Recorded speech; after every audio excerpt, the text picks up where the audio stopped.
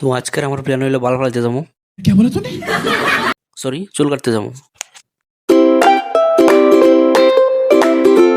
তো good morning সবাইকে। নতুন বছরের নতুন একটা চ্যালেঞ্জ নিয়ে এলাম আমি, 100 ডে চ্যালেঞ্জ। এর মধ্যে আজকে প্রথম দিন। তো আজকে আমার সকাল সকাল প্ল্যান ছিল শিলনে যাওয়ার, আর শিলনে গিয়ে দেখি আরও 3 থেকে 4 জন লোক আমার সামনে বসেছিল। তো কিছুক্ষণ টাইম ওয়েট করার পর আমার সামনে হঠাৎ করে একটা জিনিস পড়লো, যারা যারা ধরো শীতের মধ্যে স্নান করে না তারা লিগা, যাতে তারা চুলটা এটলিস্ট কাটতে পারে, তার লিগে ভাই একটা গরম জল করার ব্যবস্থা রাখছে।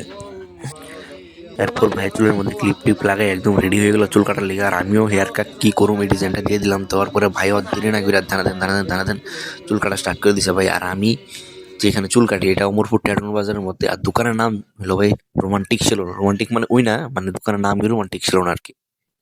চুল কাটা শেষ করে ভাই আর দেরি করছে না, ফটাফট বাইক টেলে বাইরে গেছে বাইরের উদ্দেশ্যে, কারণ সেই ঠান্ডা লাগতেছে, কারণ স্নান করতে তো ভাই খুব কষ্ট হইব।